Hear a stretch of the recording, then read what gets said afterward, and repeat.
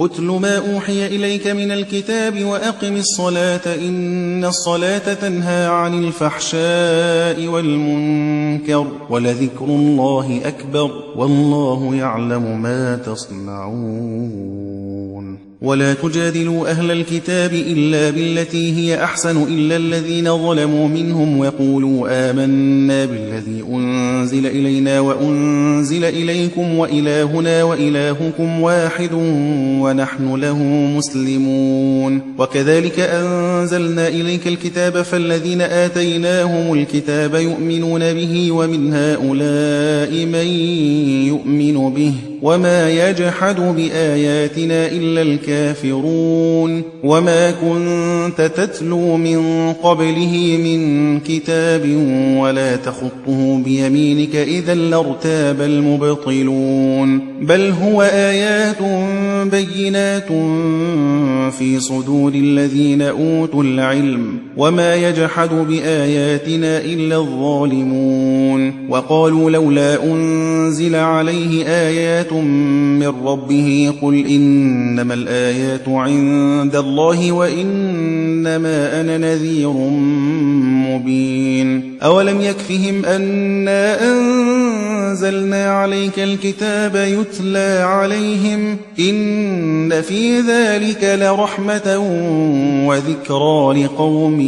يؤمنون قل كفى بالله بيني وبينكم شهيدا يعلم ما في السماوات والأرض والذين آمنوا بالباطل وكفروا بالله أولئك هم الخاسرون ويستعجلونك بالعذاب ولولا أجل مسمى لجاءهم العذاب وليأتينهم بغتة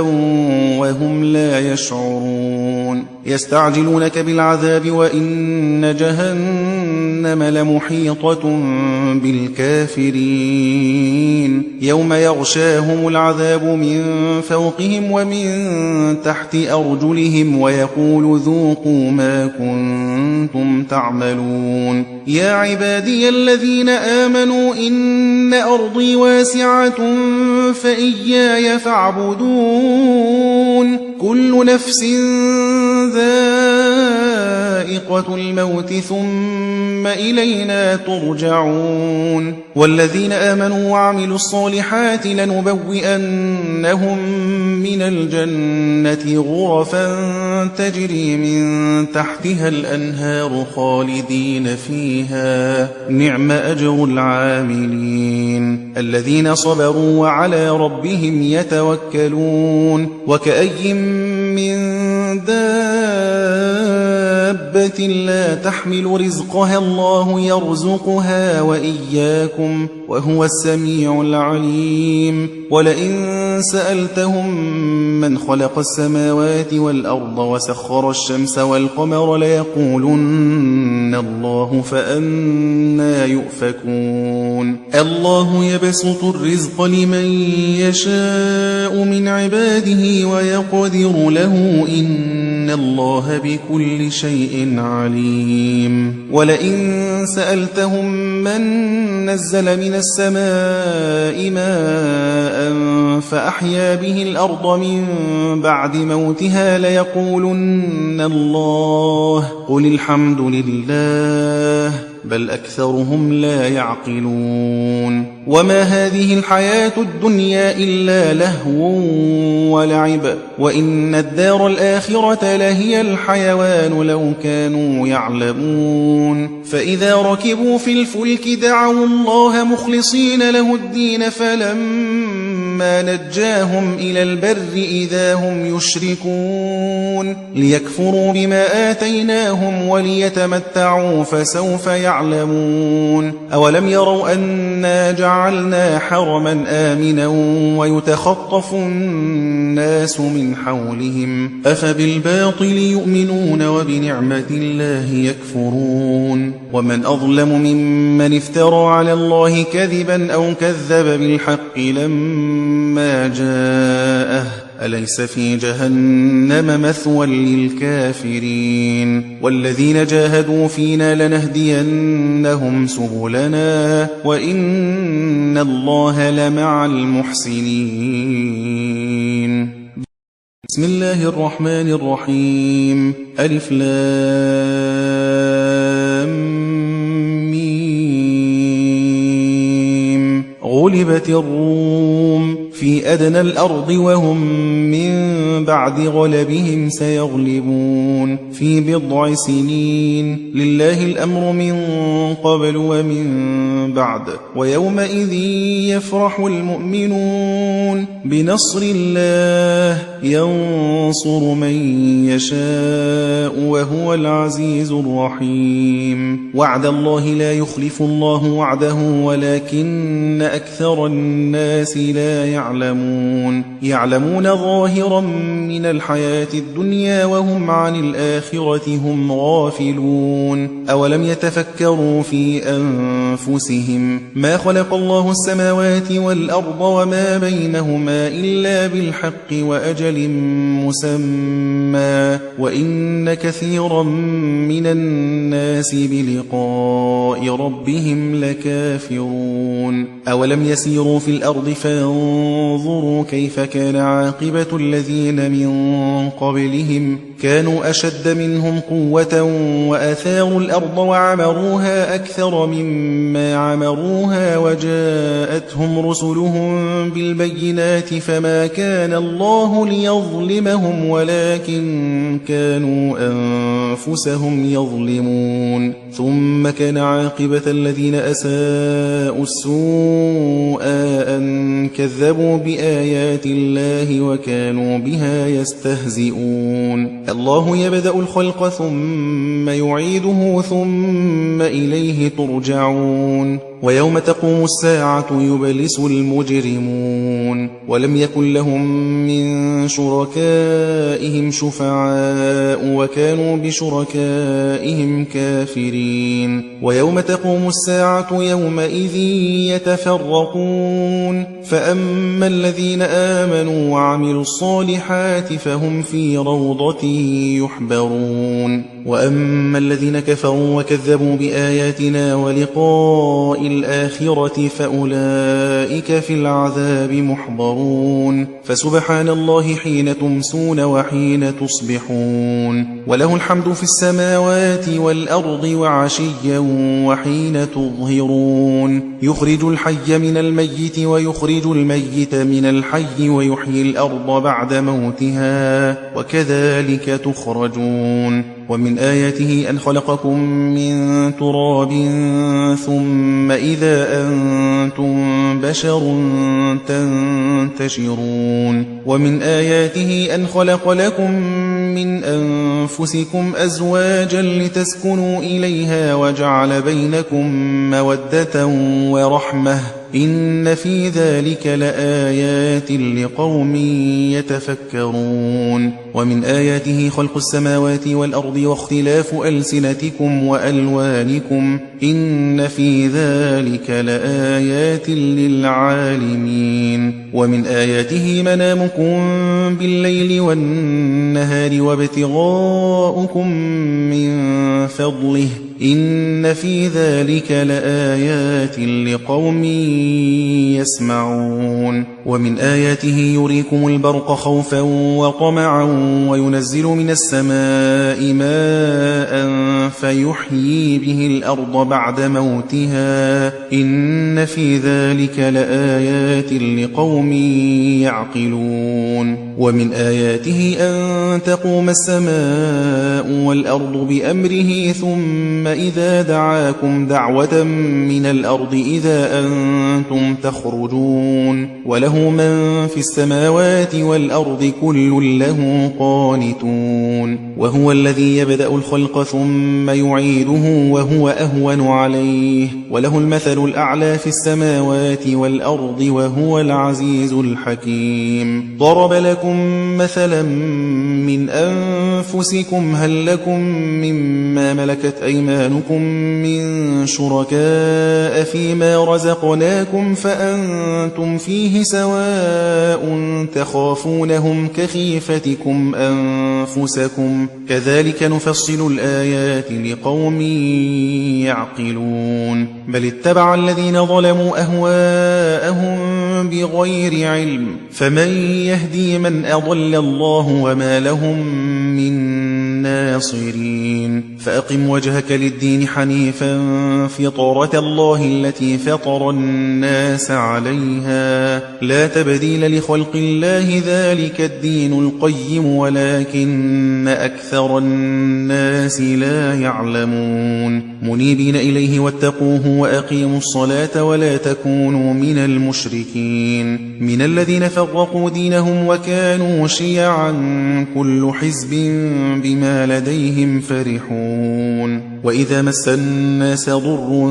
دعوا ربهم منيبين إليه ثم إذا أذاقهم منه رحمة إذا فريق منهم بربهم يشركون ليكفروا بما آتيناهم فتمتعوا فسوف تعلمون أم أنزلنا عليهم سلطانا فهو يتكلم بما كانوا به يشركون وإذا أذقنا الناس رحمة فرحوا بها وإن تصبهم سيئة بما قدمت أيديهم إذا هم يقنطون أولم يروا أن الله يبسط الرزق لمن يشاء ويقدر إن في ذلك لآيات لقوم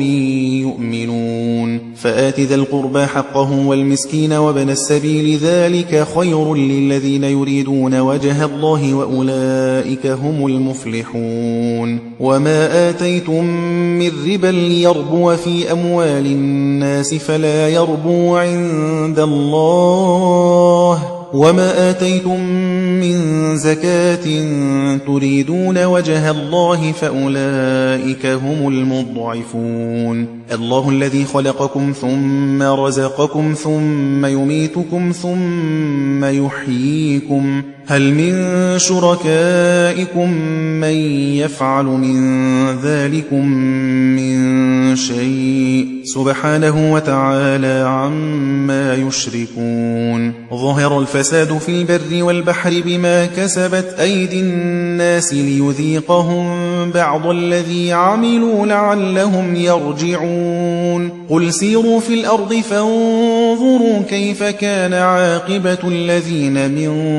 قبل كان أكثرهم مشركين فأقم وجهك للدين القيم من قبل أن يأتي يوم لا مرد له من الله يومئذ يصدعون من كفر فعليه كفره ومن عمل صالحا فلأنفسهم يمهدون ليجزي الذين آمنوا وعملوا الصالحات من فضله إنه لا يحب الكافرين ومن آياته أن يرسل الرياح مبشرات وليذيقكم من رحمته ولتجري الفلك بأمره ولتبتغوا من فضله ولعلكم تشكرون ولقد أرسلنا من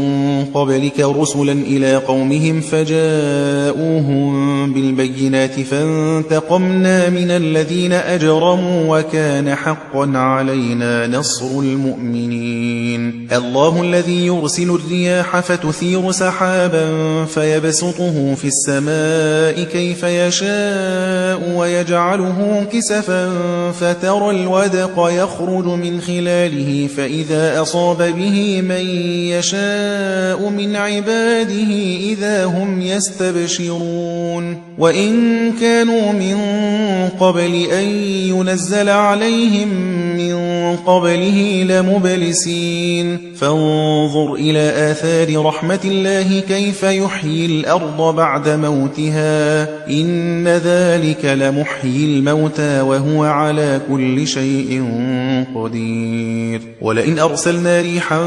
فرأوه مصفرا لظلوا من بعده يكفرون فإنك لا تسمع الموتى ولا تسمع الصم الدعاء إذا ولوا مدبرين وما أنت بهادي العمي عن ضلالتهم إن تسمع إلا من يؤمن بآياتنا فهم مسلمون الله الذي خلقكم من ضعف ثم جعل من بعد ضعف قوة ثم جعل من بعد قوة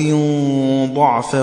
وشيبة يخلق ما يشاء وهو العليم القدير ويوم تقوم الساعة يقسم المجرمون ما لبثوا غير ساعة كذلك كانوا يؤفكون وقال الذين أوتوا العلم والإيمان لقد لبثتم في كتاب الله إلى يوم البعث فهذا يوم البعث ولكنكم كنتم لا تعلمون فيومئذ لا ينفع الذين ظلموا معذرتهم ولا هم يستعتبون ولقد ضربنا للناس في هذا القرآن من كل مثل ولئن جئتهم بآية ليقولن الذين كفروا إن أنتم إلا مبطلون كذلك يطبع الله على قلوب الذين لا يعلمون فاصبر إن وعد الله حق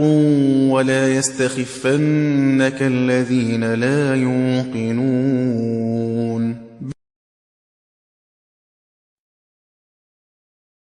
بسم الله الرحمن الرحيم ألف لام ميم تلك آيات الكتاب الحكيم هدى ورحمة للمحسنين الذين يقيمون الصلاة ويؤتون الزكاة وهم بالآخرة هم يوقنون أولئك على هدى من ربهم وأولئك هم المفلحون ومن الناس من يشتري لهو الحديث ليضل عن سبيل الله بغير علم ويتخذها هزوا أولئك لهم عذاب مهين وإذا تتلى عليه آياتنا ولى مستكبرا كأن لم يسمعها كأن في أذنيه وقرا فبشره بعذاب أليم إن الذين آمنوا وعملوا الصالحات لهم جنات النعيم خالدين فيها وعد الله حقا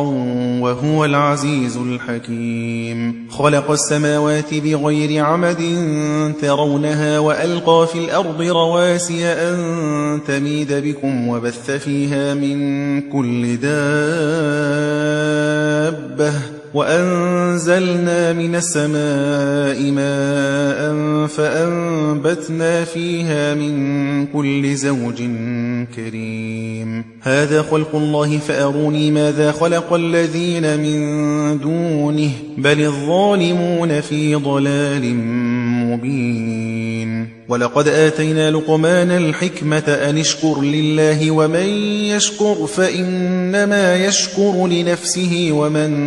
كفر فإن الله غني حميد وإذ قال لقمان لابنه وهو يعظه يا بني لا تشرك بالله إن الشرك لظلم عظيم ووصينا الإنسان بوالديه حملته أمه وهنا على وهن وفصاله في عامين أن اشكر لي ولوالديك إلي المصير وإن جاهدك على أن تشرك بي ما ليس لك به علم فلا تطعهما وصاحبهما في الدنيا معروفا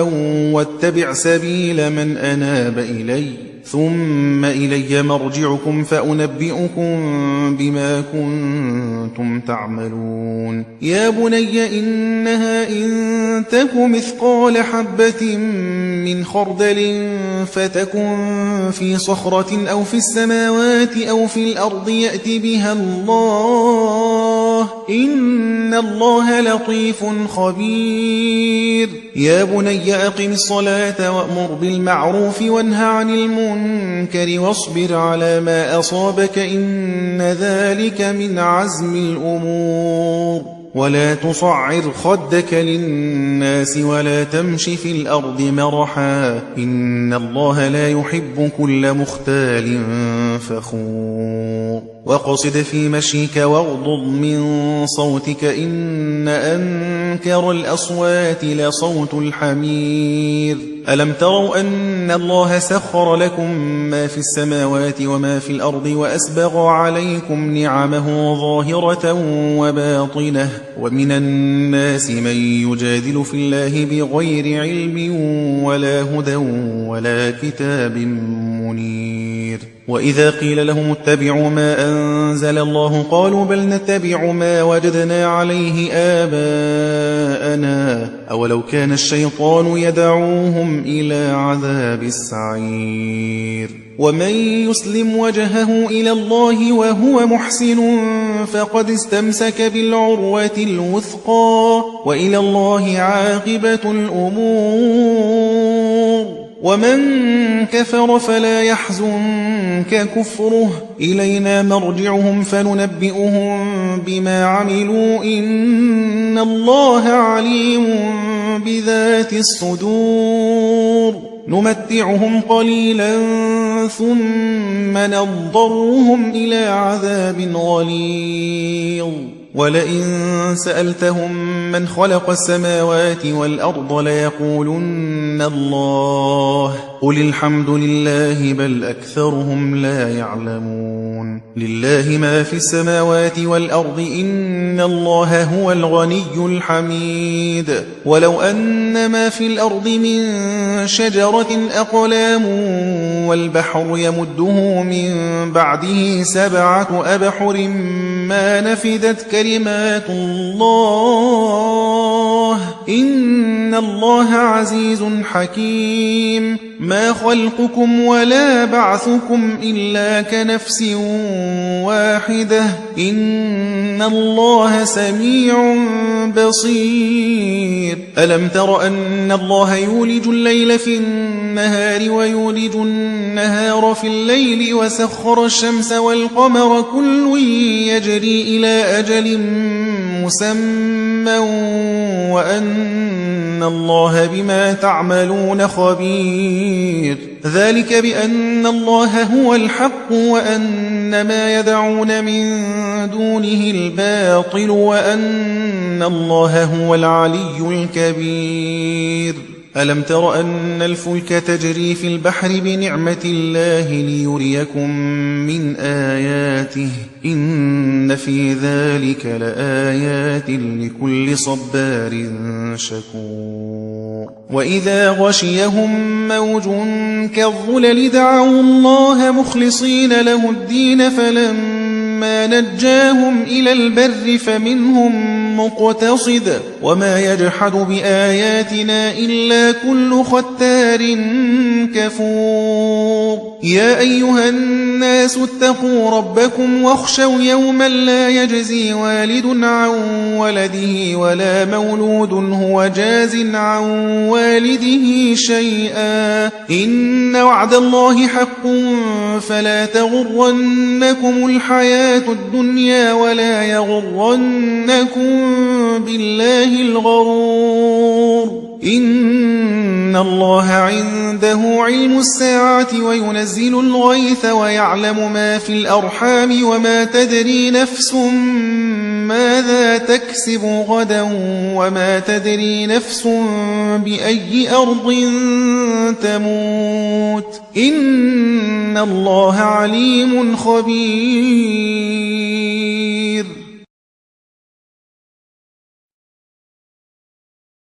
بسم الله الرحمن الرحيم ألف لام ميم تنزيل الكتاب لا ريب فيه من رب العالمين أم يقولون افتراه بل هو الحق من ربك لتنذر قوما ما أتاهم من نذير من قبلك لعلهم يهتدون الله الذي خلق السماوات والأرض وما بينهما في 6 أيام ثم استوى على العرش ما لكم من دونه من ولي ولا شفيع أفلا تتذكرون يدبر الأمر من السماء إلى الأرض ثم يعرج إليه في يوم كان مقداره 1000 سنة مما تعدون ذلك عالم الغيب والشهادة العزيز الرحيم الذي أحسن كل شيء خلقه وبدأ خلق الإنسان من طين ثم جعل نسله من سلالة من ماء مهين ثم سواه ونفخ فيه من روحه وجعل لكم السمع والأبصار والأفئدة قليلا ما تشكرون وقالوا أئذا ضللنا في الأرض أئنا لفي خلق جديد بل هم بلقاء ربهم كافرون قل يتوفاكم ملك الموت الذي وكل بكم ثم إلى ربكم ترجعون ولو ترى إذ المجرمون ناكسوا رؤوسهم عند ربهم ربنا أبصرنا وسمعنا فارجعنا نعمل صالحا إنا موقنون ولو شئنا لآتينا كل نفس هداها ولكن حق القول مني لأملأن جهنم من الجنة والناس أجمعين فذوقوا بما نسيتم لقاء يومكم هذا إنا نسيناكم وذوقوا عذاب الخلد بما كنتم تعملون إنما يؤمن بآياتنا الذين إذا ذكروا بها خروا سجدا وسبحوا بحمد ربهم وهم لا يستكبرون تتجافى جنوبهم عن المضاجع يدعون ربهم خوفا وطمعا ومما رزقناهم ينفقون فلا تعلم نفس ما أخفي لهم من قرة أعين جزاء بما كانوا يعملون أفمن كان مؤمنا كمن كان فاسقا لا يستوون أما الذين آمنوا وعملوا الصالحات فلهم جنات المأوى نزلا بما كانوا يعملون وأما الذين فسقوا فمأواهم النار كلما أرادوا أن يخرجوا منها أعيدوا فيها وقيل لهم ذوقوا عذاب النار الذي كنتم به تكذبون ولنذيقنهم من العذاب الأدنى دون العذاب الأكبر لعلهم يرجعون ومن أظلم ممن ذكر بآيات ربه ثم أعرض عنها إنا من المجرمين منتقمون ولقد آتينا موسى الكتاب فلا تكن في مرية من لقائه وجعلناه هدى لبني إسرائيل وجعلنا منهم أئمة يهدون بأمرنا لما صبروا وكانوا بآياتنا يوقنون إن ربك هو يفصل بينهم يوم القيامة فيما كانوا فيه يختلفون أولم يهد لهم كم أهلكنا من قبلهم من القرون يمشون في مساكنهم إن في ذلك لآيات أفلا يسمعون أولم يروا أنا نسوق الماء إلى الأرض الجرز فنخرج به زرعا تأكل منه أنعامهم وأنفسهم أفلا يبصرون ويقولون متى هذا الفتح إن كنتم صادقين قل يوم الفتح لا ينفع الذين كفروا إيمانهم ولا هم ينظرون فأعرض عنهم وانتظر إنهم منتظرون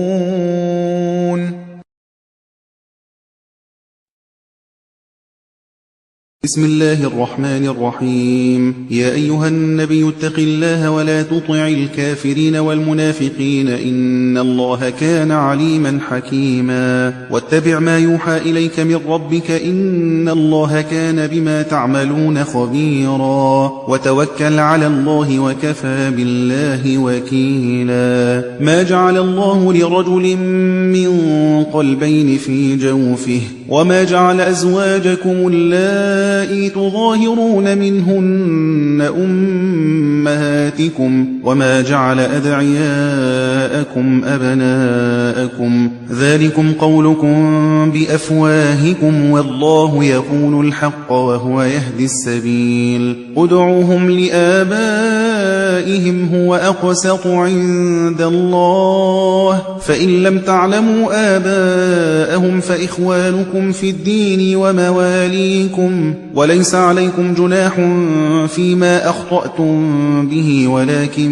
ما تعمدت قلوبكم وكان الله غفورا رحيما. النبي أولى بالمؤمنين من أنفسهم وأزواجه أمهاتهم وأولو الأرحام بعضهم أولى ببعض في كتاب الله من المؤمنين والمهاجرين إلا أن تفعلوا إلى أوليائكم معروفا كان ذلك في الكتاب مسطورا. وإذ أخذنا من النبيين ميثاقهم ومنك ومن نوح وإبراهيم وموسى وعيسى بن مريم وأخذنا منهم ميثاقا غليظا ليسأل الصادقين عن صدقهم وأعد للكافرين عذابا أليما. يا أيها الذين آمنوا اذكروا نعمة الله عليكم إذ جاءتكم جنود فأرسلنا عليهم ريحا وجنودا لم تروها وكان الله بما تعملون بصيرا. إذ جاءوكم من فوقكم ومن أسفل منكم وإذ زاغت الأبصار وبلغت القلوب الحناجر وتظنون بالله الظنونا هنالك ابتلي المؤمنون وزلزلوا زلزالا شديدا. وإذ يقول المنافقون والذين في قلوبهم مرض ما وعدنا الله ورسوله إلا غرورا. وإذ قالت طائفة منهم يا أهل يثرب لا مقام لكم فارجعوا ويستأذن فريق منهم النبي يقولون إن بيوتنا عورة وما هي بعورة إن يريدون إلا فرارا. ولو دخلت عليهم من أقطارها ثم سئلوا الفتنة لآتوها وما تلبثوا بها إلا يسيرا. ولقد كانوا عاهدوا الله من قبل لا يولون الأدبار وكان عهد الله مسؤولا. قل لن ينفعكم الفرار إن فررتم من الموت أو القتل وإذا لا تمتعون إلا قليلا. قل من ذا الذي يعصمكم من الله إن أراد بكم سوءا أو أراد بكم رحمة ولا يجدون لهم من دون الله وليا ولا نصيرا. قد يعلم الله المعوقين منكم والقائلين لإخوانهم هلم إلينا ولا يأتون البأس إلا قليلا. أشحة عليكم فإذا جاء الخوف رأيتهم ينظرون إليك تدور أعينهم كالذي يغشى عليه من الموت فإذا ذهب الخوف سلقوكم بألسنة حداد أشحة على الخير أولئك لم يؤمنوا فأحبط الله أعمالهم وكان ذلك على الله يسيرا. يحسبون الأحزاب لم يذهبوا وإن يأتي الأحزاب يودوا لو أنهم بادون في الأعراب يسألون عن أنبائكم ولو كانوا فيكم ما قاتلوا إلا قليلا. لقد كان لكم في رسول الله أسوة حسنة لمن كان يرجو الله واليوم الآخر وذكر الله كثيرا. ولما رأى المؤمنون الأحزاب قالوا هذا ما وعدنا الله ورسوله وصدق الله ورسوله وما زادهم إلا إيمانا وتسليما. من المؤمنين رجال صدقوا ما عاهدوا الله عليه فمنهم من قضى نحبه ومنهم من ينتظر وما بدلوا تبديلا. ليجزي الله الصادقين بصدقهم ويعذب المنافقين إن شاء أو يتوب عليهم إن الله كان غفورا رحيما. ورد الله الذين كفروا بغيظهم لم ينالوا خيرا وكفى الله المؤمنين القتال وكان الله قويا عزيزا. وأنزل الذين ظاهروهم من أهل الكتاب من صياصيهم وقذف في قلوبهم الرعب فريقا تقتلون وتأسرون فريقا وأورثكم أرضهم وديارهم وأموالهم وأرضا لم تطئوها وكان الله على كل شيء قديرا. يا أيها النبي قل لأزواجك إن كنتن تردن الحياة الدنيا وزينتها فتعالين أمتعكن وأسرحكن سراحا جميلا. وإن كنتن تردن الله ورسوله والدار الآخرة فإن الله أعد للمحسنات منكن أجرا عظيما. يا نساء النبي من يأت منكن بفاحشة مبينة يضاعف لها العذاب ضعفين وكان ذلك على الله يسيرا. صدق الله العظيم.